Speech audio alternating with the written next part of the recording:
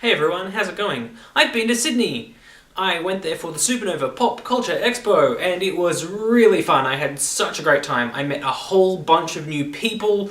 I made some new Tumblr friends. I got to dress up as Cubey. I met a whole bunch of contracts, which was awesome because now there's a whole bunch of magical girls just running around the city and the country.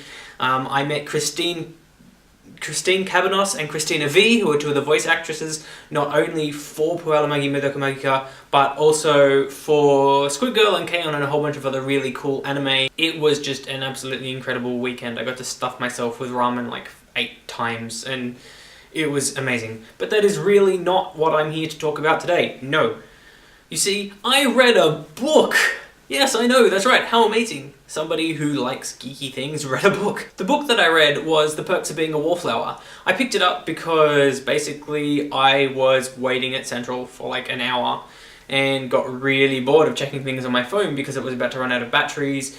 So I went in and I picked it up. I was kind of hoping that they would have The Fault in Our Stars because I've heard a lot of really good things about that. But then I saw that they had Perks, and I've also seen a lot of good things about that online. So yeah, picked it up and gave it a read. It's good, yeah, it's good, definitely good. It's not as good as everybody online would have led me to believe though. I mean, I kind of went into it expecting it to be some kind of magical, philosophical, mind-blowing masterpiece, but instead it just kind of came across to me as what I assume is a fairly typical coming-of-age tale. I mean, what's the best way to put this? Don't get me wrong, I'm definitely not saying it's a bad book. It is a good book, a very good book, and if you're into that kind of thing, you should really read it. Even if you're not into reading, this would be a really good place to get in. It's very, very well told. The characters are sympathizable. They're very consistent, which is really, really good. They're all quite strong, which is nice. Even the minor characters are quite strong and have good characterization. One of the things that I like best about the story is the fact that you can see the narrator Charlie's writing style kind of evolve as the book progresses, which is kind of cool as it's told as a series of letters to you, the reader, who is playing the role of this confidant for Charlie. And the fact that you can see his writing style just kind of change with time and become more mature, and you can see him change as a person, not only in the things that he's doing, but the way that he's expressing his thoughts and feelings to you is really, that is really cool. I think maybe my biggest problem with this, however, is that I just kind of like, I'm concerned. Maybe I just don't get it, because coming-of-age things for me don't really make a lot of sense.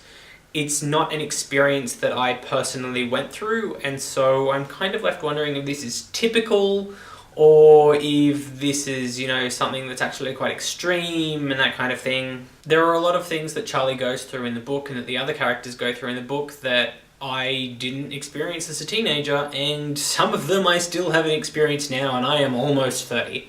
So, I don't know, like, it's kind of confusing. I want to get it and stuff, and I do get that a lot of these things are difficult for someone to go through, especially when they're 15, coming 16, like Charlie is in the book. But because I couldn't really identify with it, it was really kind of hard for me to get into it, and I don't know. I'm finding this really difficult to explain, which is very, very frustrating because this is my first proper video to you guys in a very long time, and I kind of feel like I'm letting you down. Still, I guess I've rambled on for long enough, given that I'm starting to head into, oh no, my video is crap territory, so I guess I might stop it there. I just wanted to let you know that I've read a book, and that I'm going to continue making videos much, much more frequently. This will hopefully be the first video of a very long line of videos starting soon. I'm not going to talk about anime much, unlike before where I talked about it all the time, or anime and TV anyway. But I'm not going to talk about books all the time either. I think I'm going to talk about a very large variety of things, and hopefully that will entertain you all. And yeah, it should be cool. I'll have friends on occasionally to talk about stuff as well, which should also be pretty cool. I'm just kind of ranting at you now, which is not cool. Not cool at all. So yeah, until next time, read the book.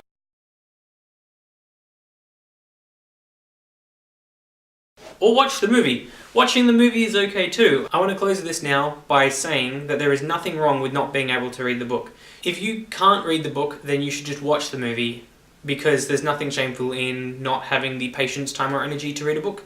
and if movies are more your thing, then go for it. As long as you are engaging with media that is appealing to you, then that is all that matters. I have a lot of problems personally with reading books because I start to feel like I'm not achieving anything if I'm not actively doing anything, and in my brain space, reading is not something that is an active activity. Watching films isn't either, and so this is all quite hard for me. But I'm going to try and use this, my video blog thing, as an experiment in getting better, I suppose, at doing things that are kind of relaxing for the body and for the mind. So yeah, I'll see you later.